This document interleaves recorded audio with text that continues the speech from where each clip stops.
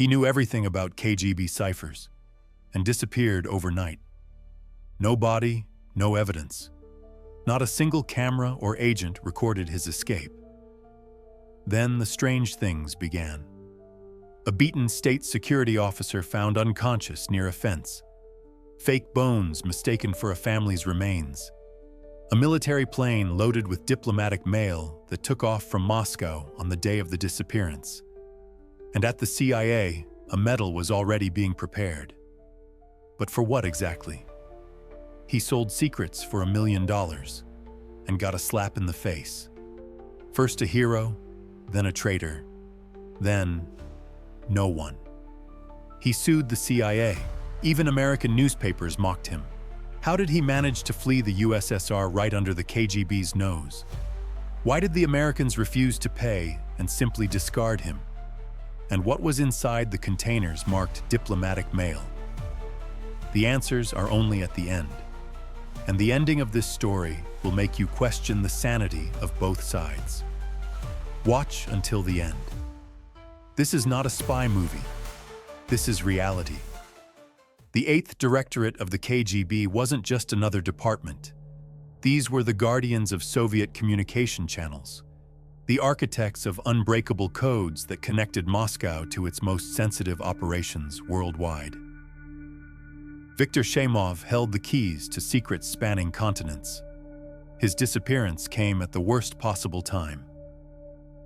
The 1980 Moscow Olympics were approaching, and 15,000 security personnel had flooded the capital. Every foreign diplomat was under surveillance.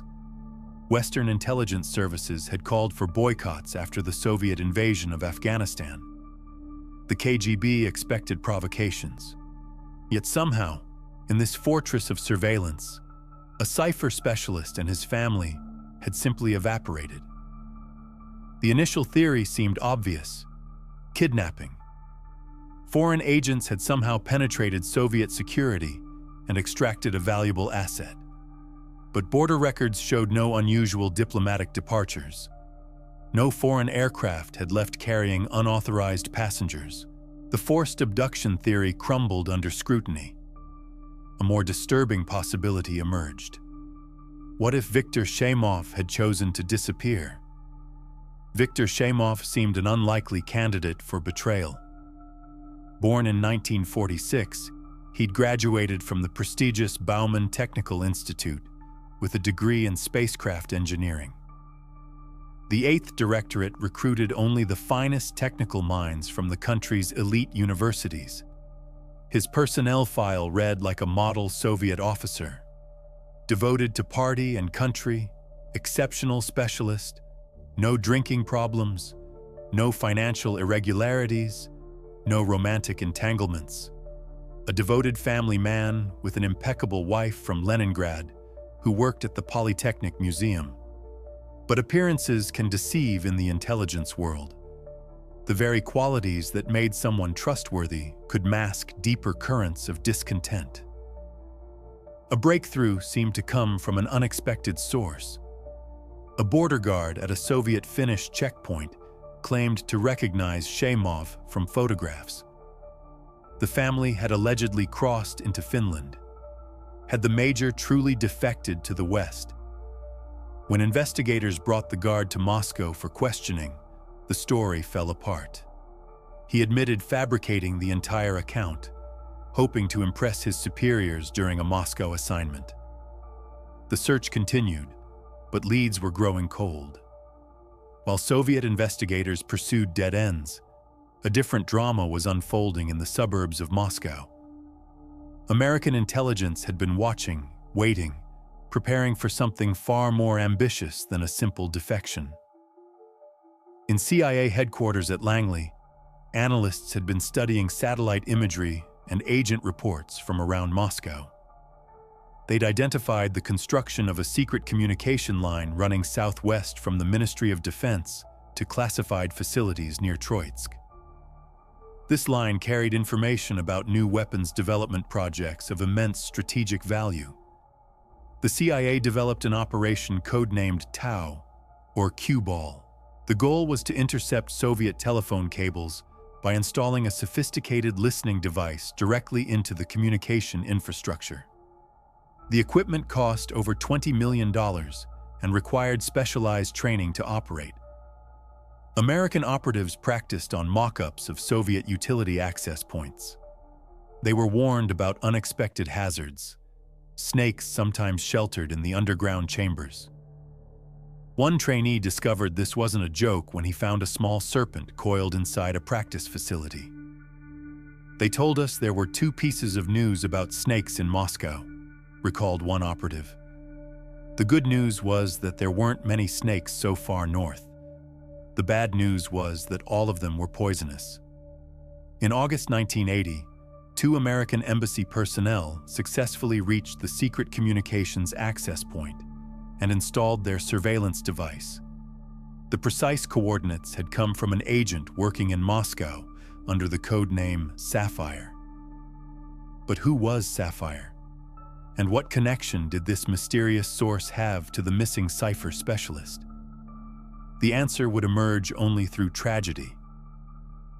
In December 1980, residents of the Moscow suburb of Pekorka discovered a beaten man lying unconscious by a fence. He passed away without regaining consciousness, carrying no identification or money. Only a medical certificate from a KGB clinic in his jacket pocket revealed his identity. Major Vyacheslav Afanasyev, another specialist from the 8th Directorate.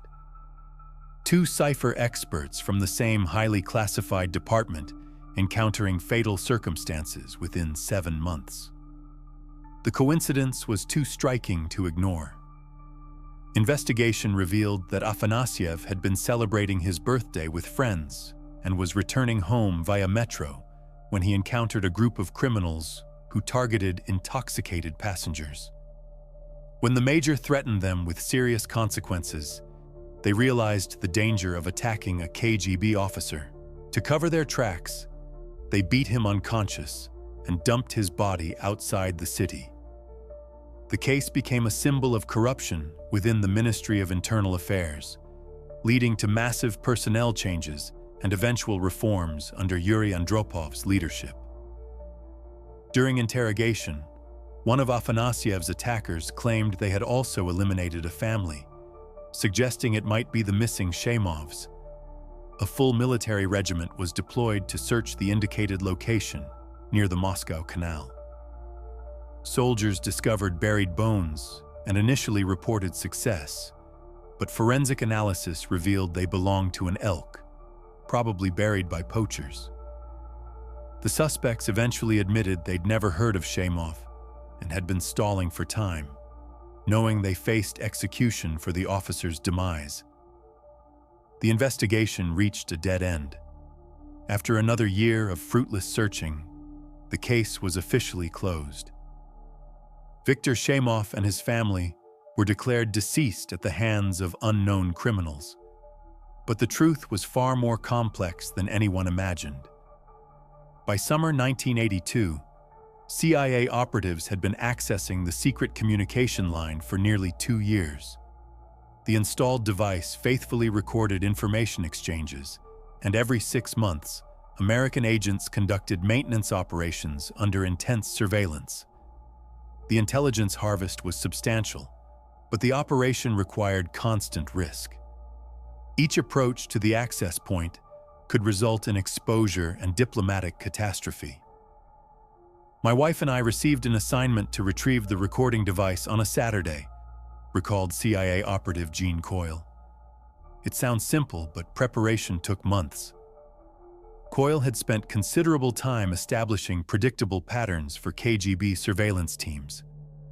Every Saturday, he and his wife would drive to the same location at the same time, creating a routine that would mask their eventual deviation. When they finally broke pattern and approached the communication access point, they encountered an unexpected obstacle: a young Russian couple walking hand in hand directly toward their position.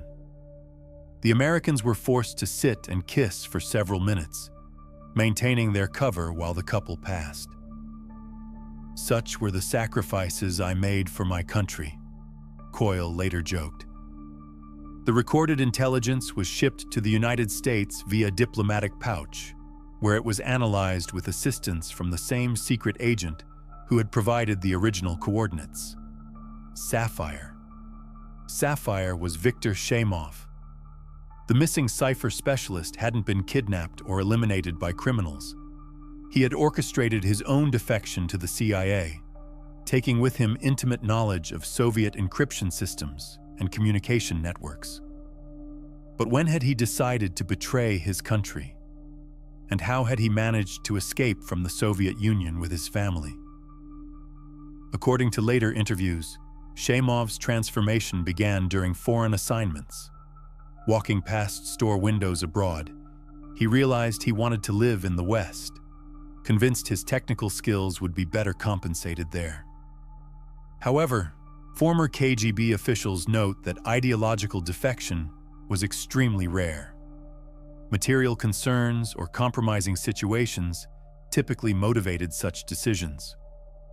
The definitive choice came during a Black Sea vacation in summer 1979. Shaimov shared his plan with his wife Olga, who provided crucial emotional support for the dangerous undertaking. Connecting with American intelligence required extraordinary ingenuity. During a business trip to Warsaw in autumn 1979, Shaimov claimed sudden illness during a theater performance. While his security escort waited outside a restroom, the cipher specialist allegedly climbed out a window, took a taxi to the American embassy, made initial contact, and returned the same way within 40 minutes. The guard noticed nothing suspicious. Whether this Hollywood-style escape actually occurred or Shaimov concealed his true method of establishing contact remains unclear. What is certain is that by January 1980, regular meetings were taking place at Moscow's largest outdoor swimming pool. The facility operated year-round, providing perfect cover for discreet conversations. Shaimov and his CIA handler would swim in adjacent lanes, negotiating the terms of his cooperation.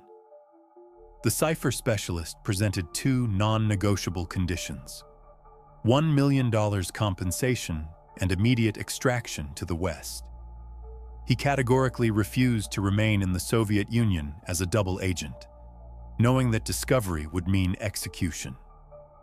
In the swimming pool changing rooms, Shaimov provided Americans with crucial information about the communication infrastructure between Troitsk and the Ministry of Defense. However, he made clear that complete disclosure would only occur after reaching Western territory. The CIA agreed to his terms. At a subsequent meeting, Shaimov was shown a personal message from the American president, confirming that crossing into U.S. jurisdiction would guarantee him American citizenship. The escape plan was developed by CIA operative David Rolfe, who would later become Moscow station chief. On May 16, 1980, while KGB surveillance teams tracked the fan-out pattern from the American embassy, the Shaimov family was already disappearing from Moscow. Two versions of the escape exist. Shaimov himself claimed the family told relatives they were spending the weekend at a country house, then secretly boarded a train to Uzhgorod in Transcarpathia. From there, a contact drove them across the Czechoslovak border, where they flew to Vienna and eventually Washington. However, a more dramatic version suggests the family was hidden inside the American embassy on May 16th. That evening, a U.S. Air Force transport aircraft departed Vnukovo Airport, carrying diplomatic mail and containers of electronic equipment requiring repair. According to this account, Shaimov was disguised as an American pilot and passed through Soviet border control using false identification. His wife and daughter were concealed in diplomatic containers, with the child given sedatives to prevent crying at a critical moment. The diplomatic baggage was loaded without inspection, as required by international agreements. 2 hours before departure, the flight crew underwent routine passport control, unaware that their cargo included a defecting KGB officer's family. In the United States, Shaimov immediately began providing intelligence to the CIA. He later claimed that his information enabled Americans to decrypt communications between the KGB and its foreign stations worldwide. However, intelligence experts note that encryption systems are regularly updated precisely to prevent such comprehensive breaches. The CIA awarded Shaimov a medal for contributions to national security, and he established a consulting firm with former CIA Director James Woolsey. Yet the relationship with his new hosts gradually cooled. Instead of the promised $1 million, Shaimov received only $200,000. When extensively debriefed, it became apparent that his knowledge, while valuable, was less comprehensive than initially believed. Funding was reduced, and his status within the American intelligence community diminished. The collapse of CIA operations in Moscow began in earnest in June 1985, when 3 American operatives were captured at the secret communication access point. The $20 million cue ball operation had been completely compromised. Initially, the CIA attributed the failure to operational mistakes by their Moscow personnel. The real reason was far more devastating. Soviet intelligence had recruited multiple high-level American assets, including Edward Lee Howard, Aldrich Ames, and Robert Hanssen. These double agents provided Moscow with detailed information about CIA operations, including the communication interception program and the true identity of Agent Sapphire. Ironically, Hanssen was assigned as Shaimov's handler, and the 2 men developed a friendship over several years. When Hanssen's betrayal was finally discovered in 2001, Shaimov expressed shock. "My jaw literally dropped," he told journalists. Through Hanssen, Soviet intelligence had learned precisely when and how the KGB cipher specialist had escaped with his family. Viktor Shaimov's value as an intelligence asset steadily declined. The information he provided became outdated, and his access to current Soviet secrets was obviously non-existent. In 1991, frustrated by unfulfilled financial promises, he sued the CIA in American courts. The former agent claimed to have provided information of enormous importance, but even local newspapers were skeptical. One journal played on his surname, writing, "Shame on you, Victor," in a headline about his legal battle with the CIA. Rather than risk public scandal, the American government settled out of court for an undisclosed amount. Shaimov subsequently disappeared from public view, reportedly concerned about retaliation from former colleagues in both the KGB and CIA. Most intelligence defectors face uncertain futures, living in constant fear of retribution from either their former services or their new handlers. The psychological toll of betrayal creates lasting trauma that money cannot heal. Agent Sapphire's fate proved no different. The code name had been chosen for one of the most beautiful precious stones, reflecting the CIA's initial assessment of this valuable acquisition. Through an elaborate operation, American intelligence had successfully confused the KGB and extracted a high-level asset. Yet the Sapphire's brilliance eventually faded. Viktor Shaimov's worth as a source of classified information dropped to nearly zero. On October 8, 2019, he passed away in the United States from complications following pneumonia. By then, the missing cipher specialist was largely forgotten by the intelligence services. The defector and traitor Viktor Shaimov had become just another footnote in the endless shadow war between East and West. The Sapphire had lost its luster, leaving behind only the memory of secrets that once seemed worth more than human lives. In the world of espionage, loyalty and betrayal often blur together. Viktor Shaimov's story reveals how personal ambition, family considerations, and geopolitical tensions can transform a dedicated officer into a double agent. The cipher specialist who vanished from Moscow in 1980 left behind more than classified information. His defection exposed the vulnerability of even the most secure intelligence systems and demonstrated that human motivations remain the weakest link in any security apparatus. Whether Viktor Shaimov was a traitor or a man seeking freedom depends on which side of the Iron Curtain you viewed his actions from. What remains undeniable is that his decision to become Agent Sapphire changed the course of Cold War intelligence operations and left an indelible mark on the secret history of the 20th century. The mysterious disappearance that puzzled the KGB for 5 years had been solved, but the deeper questions about loyalty, betrayal, and the price of secrets remain as relevant today as they were in that Moscow spring of 1980.